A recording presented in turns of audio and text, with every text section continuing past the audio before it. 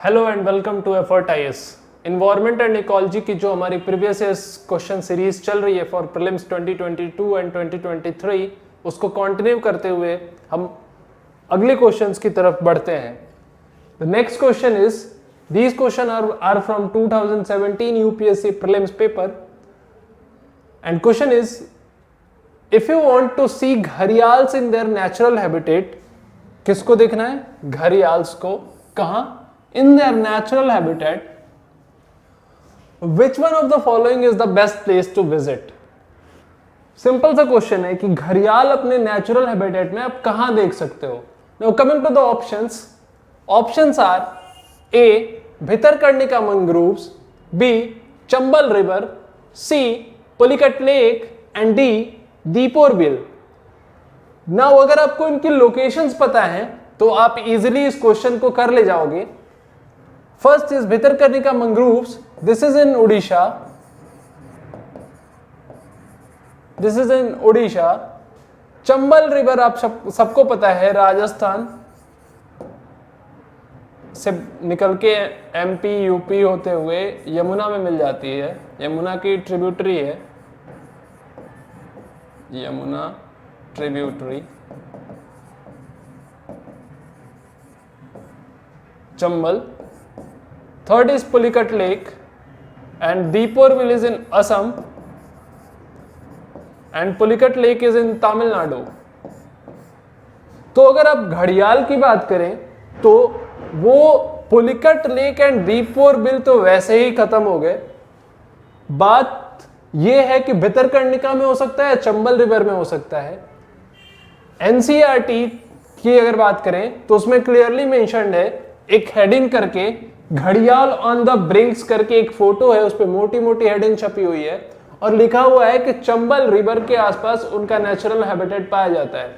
NCERT से लगभग सारे क्वेश्चंस कवर होते हैं जो स्टैटिक के होते हैं in environment and ecology and geography particularly.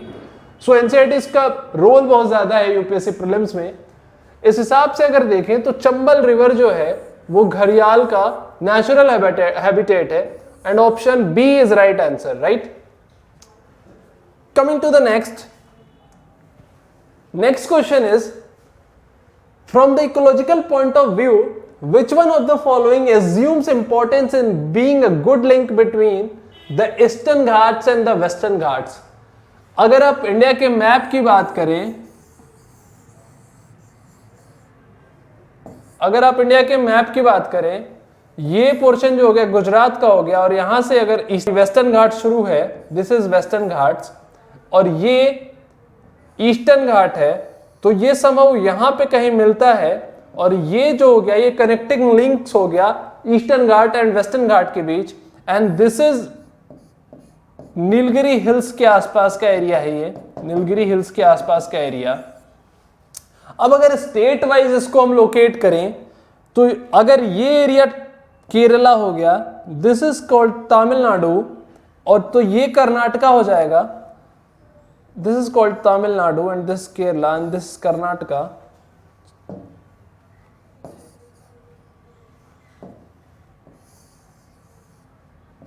अगर ये केरला है, ये तमिलनाडु है, तो ये जो नीलगिरी हिल्स है समहाउ ये तमिलनाडु के आसपास होगी, right. This is Tamil Nadu, this is Kerala and this is Karnataka. ये आपका महाराष्ट्र हो गया, राइट। ये पूरा महाराष्ट्र हो गया, यहां बीच में गोवा कहीं, ठीक। तो कहने का मतलब ये है कि जो कनेक्टिंग लिंक बिटवीन ईस्टर्न घाट, अगर ये ईस्टर्न घाट है, ये वेस्टर्न घाट है, तो इनके बीच का जो कनेक्टिंग लिंक होगा वो something there around Nilgiri hills, यानी कि तमिलनाडु के आसपास। अब इन नेशनल पार्क की अगर आपको लोकेशंस पता होंगी तो आप इस क्वेश्चन को कर ले जाओगे, इसमें बहुत ज्यादा मास्टरी करने की जरूरत नहीं है। अगर आप इनकी लोकेशन की बात करो, अगर आप इनकी लोकेशंस की बात करो तो नल्ला मल्ला फॉरेस्ट आपको पता है, this is in Andhra Pradesh, in Andhra Pradesh. Nagarhole national park is in Karnataka, Sheshachalam Biosphere Reserve again in Andhra Pradesh,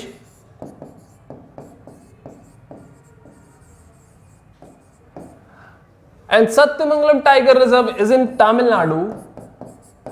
Now, if you talk about Andhra Pradesh, the location of Andhra Pradesh is more in Eastern Ghat region. And when you talk about Karnataka, this is more in Western Ghat region. While when you talk about Tamil Nadu is somehow between Western Ghat and Eastern Ghat, right? So जो तमिलनाडु की Nilgiri hills हो गई, ये Sathyamangalam tiger reserve हो गया, they are good links between eastern Ghat and western Ghat. So option A is right answer.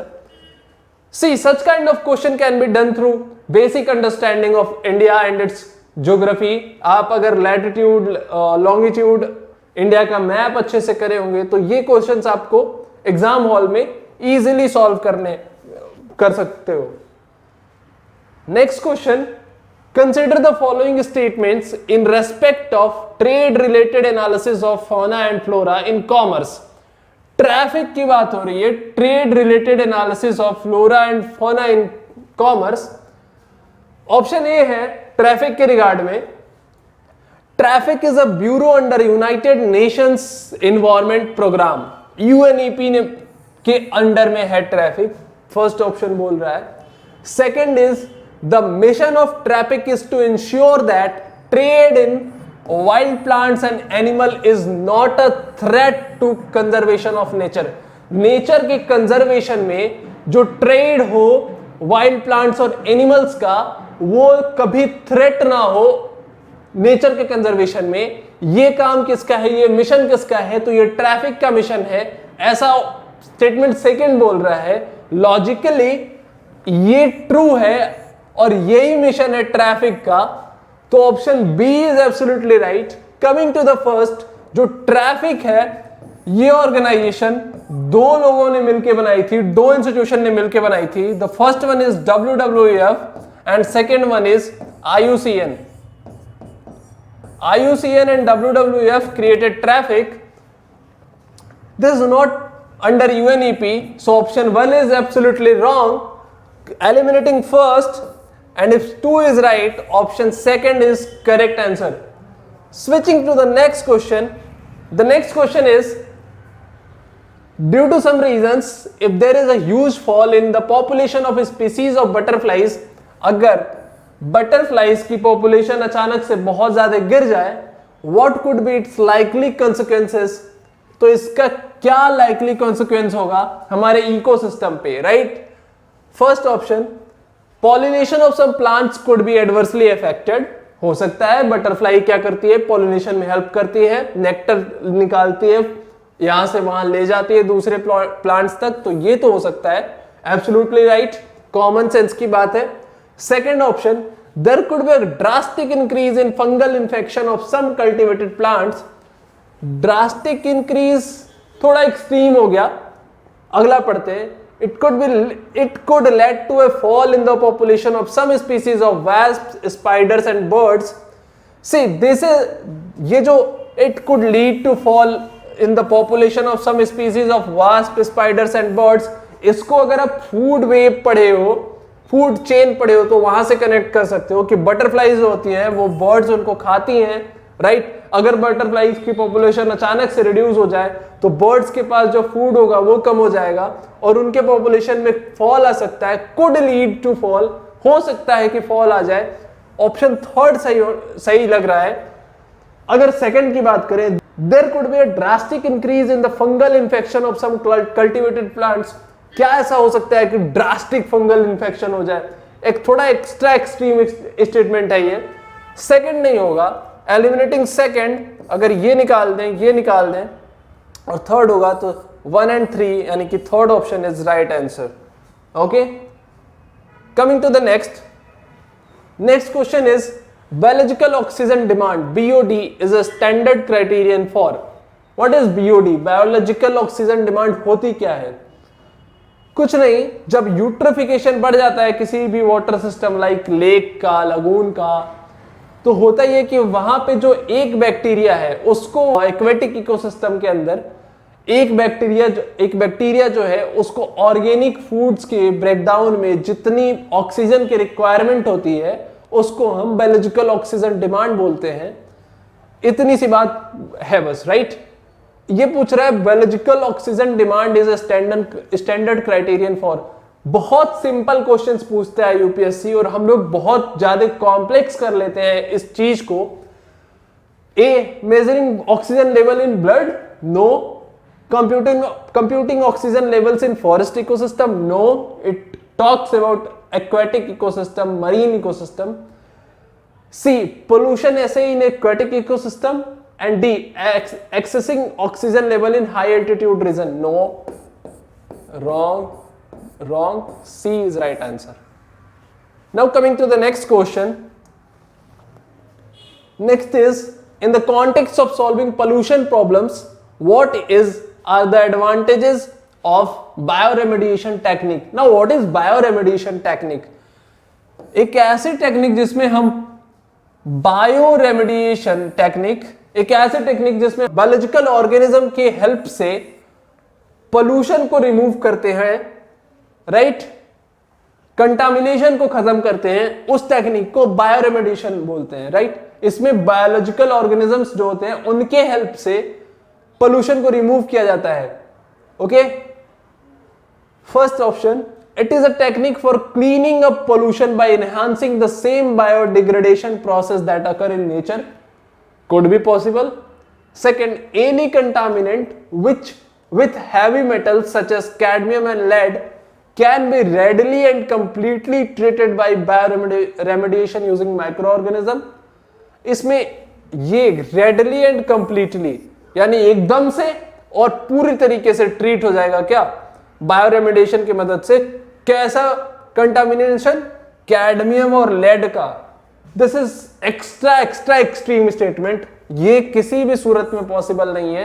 While आप कितनी भी टेक्नोलॉजी लगा लो बायोरेमेडिएशन वाली, क्योंकि कंप्लीट और तुरंत ट्रीटमेंट वो भी कैडमियम और लीड जैसे पोटेंट पॉल्यूटेंट का is not possible right now. Okay, तो ये सेकंड अगर एलिमिनेट करो आप तो ये ऑप्शन चला गया, ये ऑप्शन चला गया।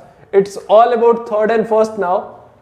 Third is genetic engineering can be used to create microorganisms specifically designed for bioremediation. See, जब भी could be, can be जैसा वर्ड आए और वो टेक्नोलॉजिकल एस्पेक्ट में आए, पॉसिबिलिटी के लिए आए, तो वो जनरली ट्रू होता है, तो जेनेटिक इंजीनियरिंग का यूज किया जा सकता है ऐसे माइक्रो ऑर्गेनिज्म डिजाइन करने के लिए जो कि स्पेशली बने हुए हों बायोरेमेडिएशन प्रोसेस के लिए।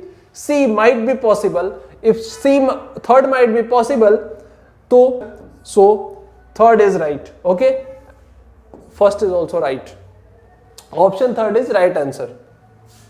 Next is, in the context of mitigating the impending global warming due to anthropogenic emissions of carbon dioxide, which of the following can be potential sites for carbon sequestration? Carbon sequestration का potential site क्या क्या हो सकता है? Simple सा question है। First देखें, abundant and uneconomic coal seams. Coal seams जो होती हैं, जो अबेंडेंट हो चुकी हैं, क्या वहां पे कार्बन सिक्वेस्ट्रेशन किया जा सकता है? बिल्कुल किया जा सकता है।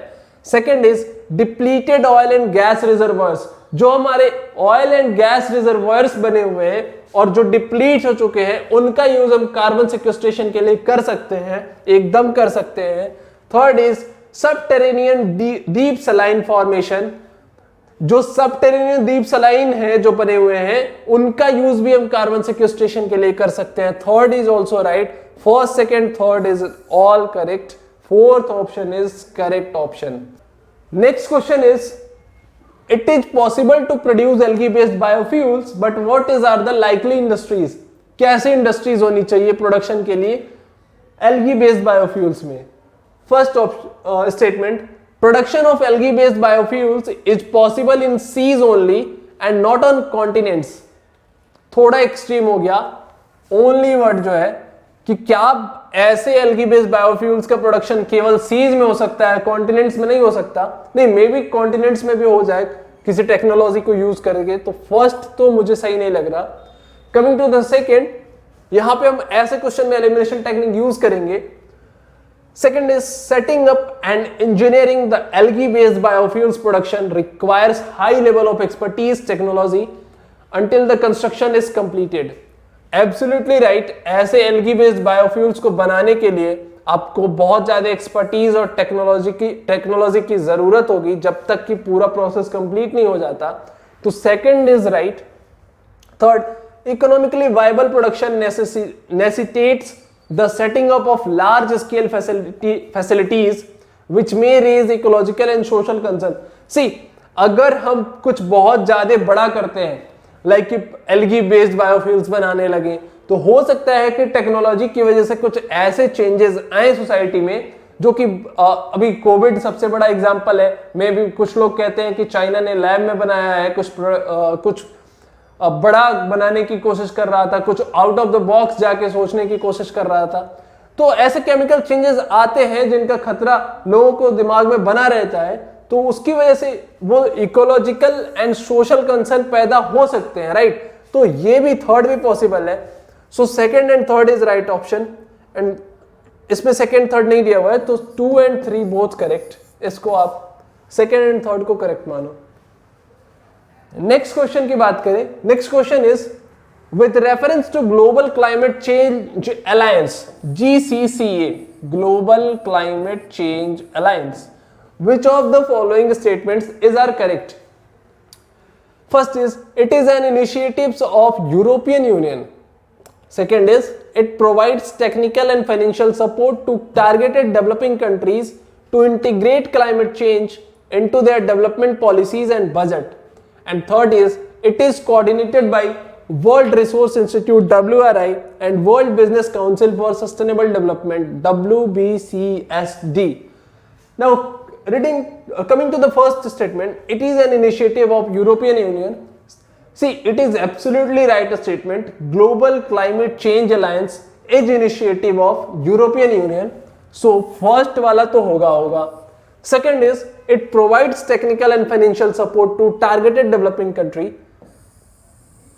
कुछ डेवलपिंग कंट्रीज जो है उनको ये टेक्निकल और फाइनेंशियल सपोर्ट प्रोवाइड करता है। किस लिए प्रोवाइड करता है?